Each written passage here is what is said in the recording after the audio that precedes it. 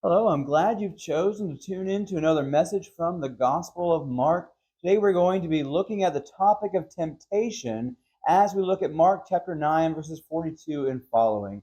Let's start off by seeing what Jesus says in Mark chapter 9, verse 42. Whoever causes one of these little ones who believe in me to sin, it would be better for him if a great millstone were hung around his neck and he were thrown into the sea. Jesus takes people's souls seriously, and for those who lead others away from him into sin, they will suffer major consequences. We should be careful not to lead others into sin by our words or by our actions. Paul speaks in Romans and First Corinthians about not even allowing our liberties as Christians to become a stumbling block to others, and how if our liberty would cause a brother to stumble and sin, or worse yet, fall away from the faith altogether, then we should avoid doing such a thing out of love for our brother for whom Christ died. We should exercise great care when it comes to our actions that could lead another into sin, and when it comes to those who are tender in the faith. We should exercise extra care in what we say and do to help them stay on the path that leads to heaven. Let us influence others for good rather than place stumbling blocks in front of them that could lead them into sin. Let's continue reading verses 43 through 48 now as we look at the admonition for us to be careful when it comes to temptation. And if your hand causes you to sin, cut it off.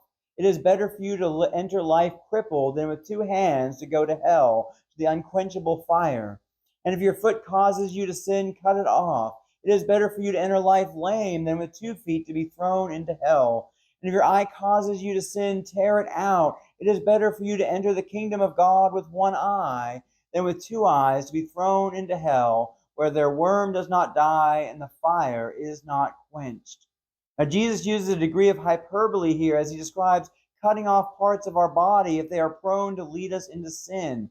The idea here is that nothing should be so precious to us that we should not be willing to get rid of it from our lives if it's leading us into temptation.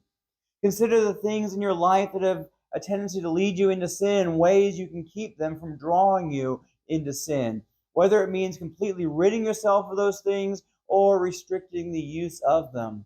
One of my roommates in college once gave me his LAN cable and asked me to hold on to it for him so that he would not have access to the internet in his room in order to stave off certain temptations that he was struggling with at the time.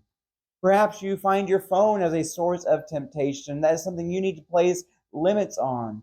Sometimes the very people we hang around are the ones who lead us into temptation to sin, and we need to consider cutting ties with those who are leading us away from God.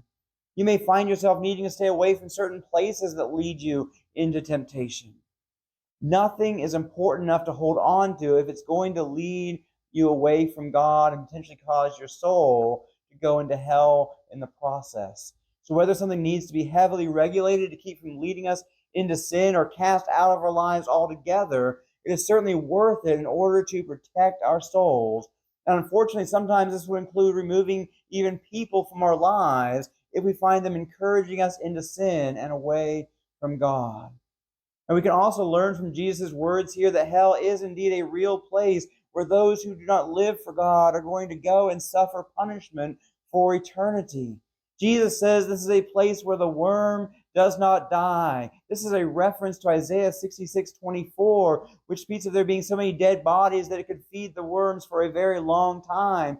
And it can also be a reference to a garbage heap in the valley of Hinnom, which is filled not only with garbage, but with animal carcasses and dead bodies, where the worms could feast continually.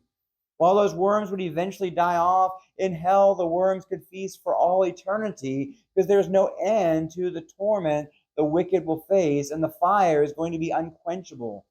Now, Jesus is using a figure of speech here to help us gain a sense of how horrible hell will be and to help us fully understand how we should do whatever it takes to avoid going there, even if it means casting off something very precious to us that is leading us into the temptation to sin and fall away from God. Verse 49 adds, "For everyone will be salted with fire." Now, what does this mean? It means that we will face trials in this life and sacrifices will need to be made. The phrase harkens to the burnt offering sacrifices, which were seasoned and then burnt with fire. The figure of speech here calls back to what Jesus said about the sacrificing the things that could lead us away from God, but takes it a step further with implications of potentially having to sacrifice even more for God. Most of the apostles died for their faith in Jesus, and there is a potential all the way up to that point, which we need to be willing to go. While most of us probably will never face that extreme, we do need to remain faithful unto death, and if we do, then we are promised the precious crown of life. Remember that God will be with you through every trial that you face in this life, and He will help you through if you cling to Him and seek His help while doing your part to cast off those things which hold you back and cause you to stumble and cause you to fall away.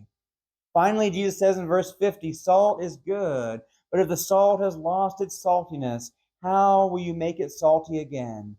Have salt in yourselves and be at peace with one another. Jesus spoke similar words in the Sermon on the Mount, and the idea behind these words is that we as His followers are to stand out and add a spiritual flavor to the world around us. If we instead blend in with the world, then we will not serve our purpose as Christ's followers. We stand out from the world around us through holiness, that is, being different from the world and living a righteous life. We stand out from the world through love and kindness, and we also stand out from the world in the peace that we have with one another. If we lose these elements, then we have lost our saltiness, our purpose, and are ultimately in danger of losing our place in heaven, which is prepared for those who have given their lives over to Jesus to receive forgiveness and salvation through what He has done on the cross, and who have pledged their lives to following Jesus and being changed by Him. So we need to strive to give up anything which could hold us back from being fully committed to following Jesus and living for Him.